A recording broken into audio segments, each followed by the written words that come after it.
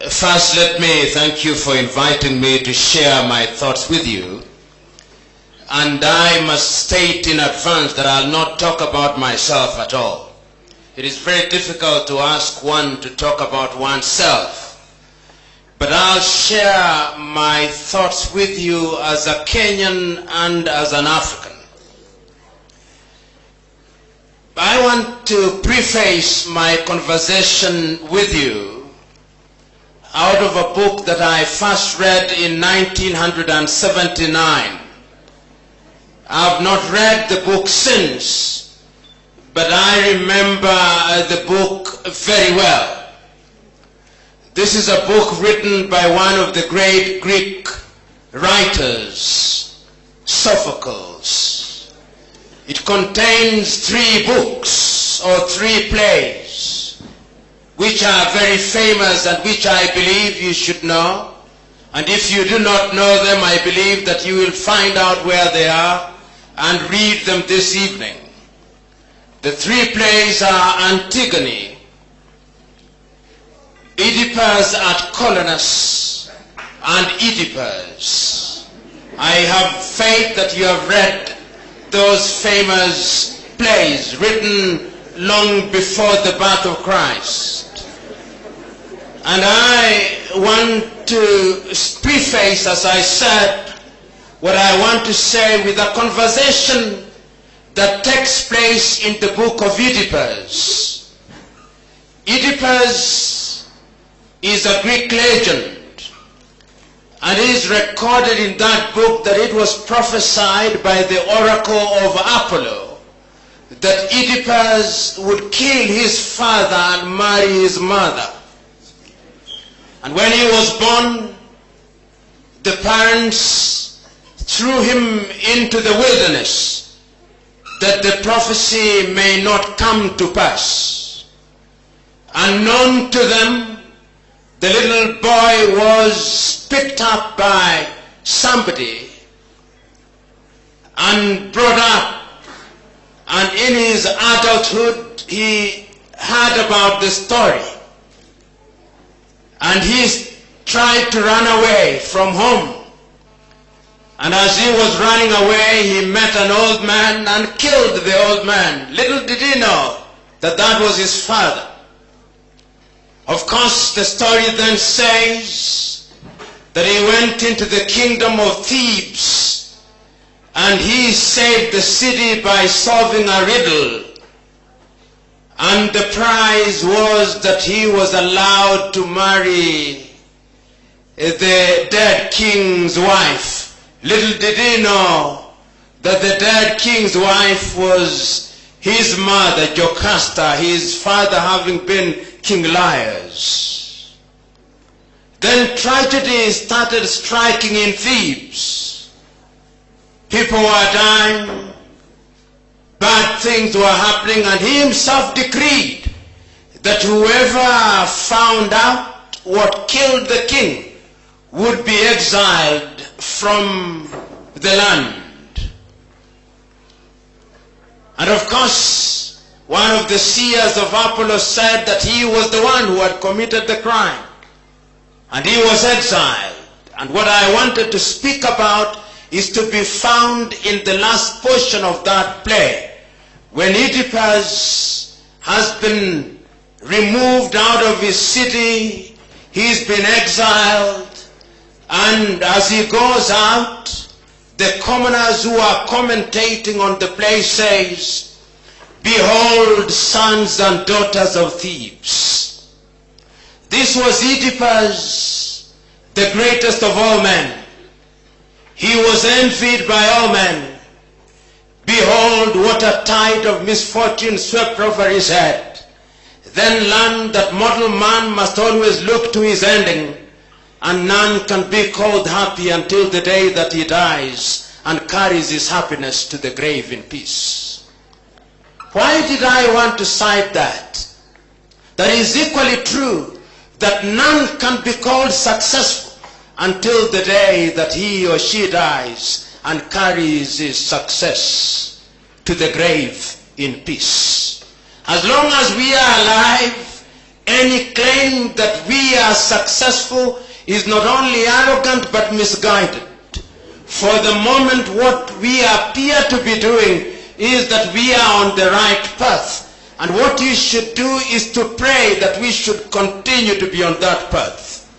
History has demonstrated times without number that men whom we thought to be successful betray you at the 11th hour.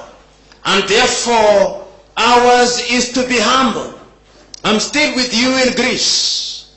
In those days of Sophocles, there also lived a great man, Socrates, of whom you know much.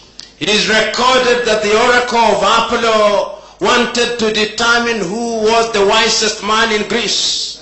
And he sent out one of his oracles to go out in Greece and determine who was the wisest.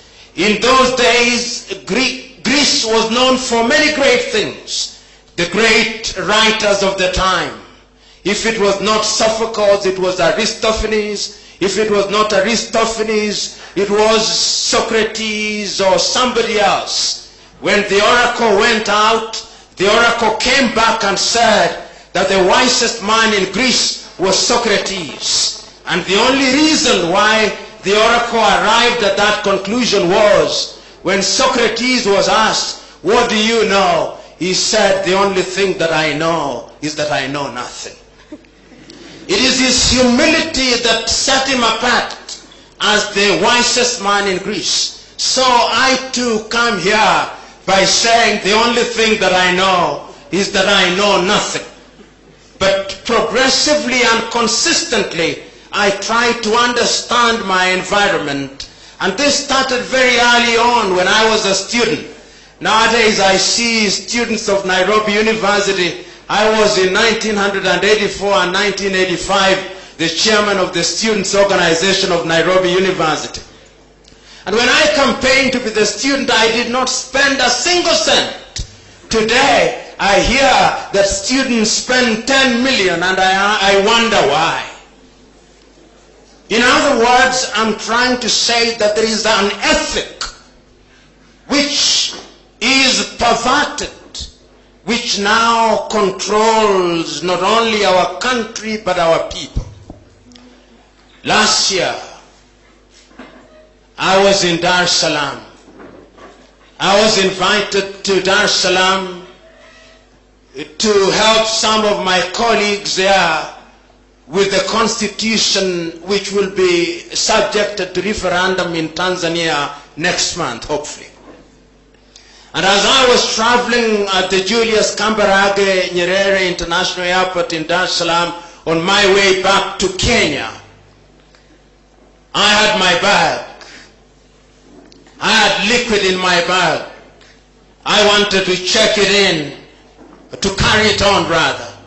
But they told me I had to check it in. It was not padlocked. I went to a young man who was selling padlocks. And I told him I wanted a padlock, and he asked me in Kiswahili, "Unaenda wapi huko?" And I said, naelekea jijini Nairobi. Asema, wa Kenya, wezi hao, nunua kufuli mbili.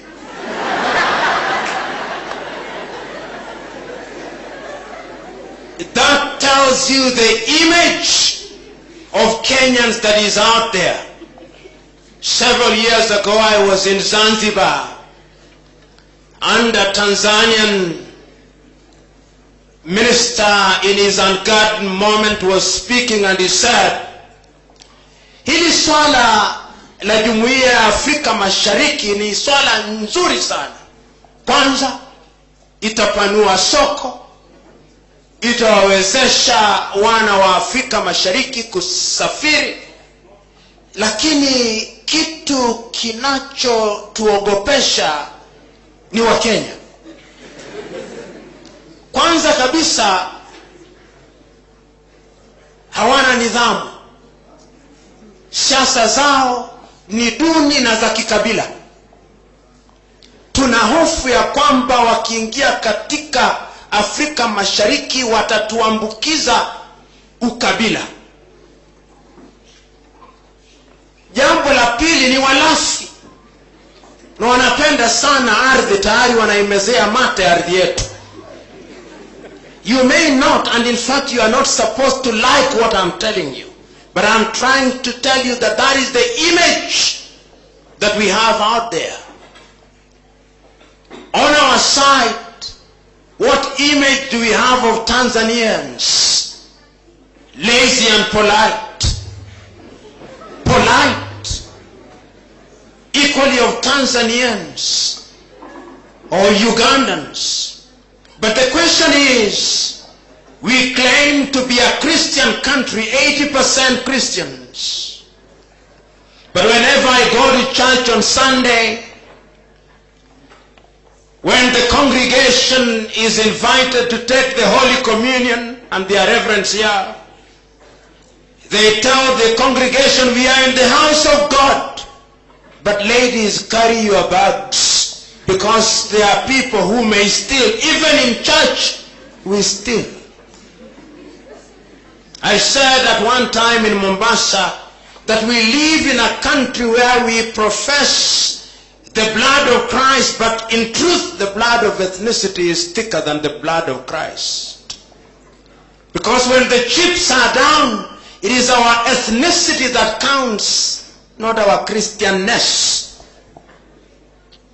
You young men, when you are communicating via Twitter, via Facebook and other media, the venom that you spew out in the name of ethnicity is appalling and worrying. The question is, who are your role models? Today, there is a culture in this country which I call the sonkonization culture. The youth have been sonkonized, and I'm creating this word deliberately. What is sonkonization? Sonkonization is the process of acquisition of material wealth by means that are unknown and unfathomable.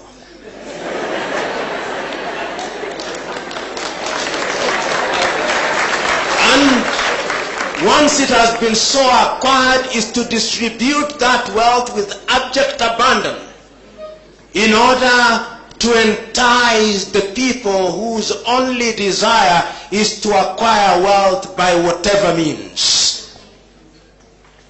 Today, that is what dominates in this country and what dominates in Africa.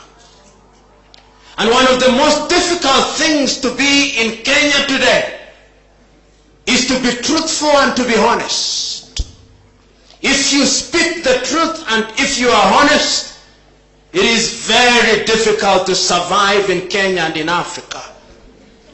Our indiscipline as a people and as a population is manifested in our roads, it is manifested in our markets, it is manifested everywhere. We see it with our leaders.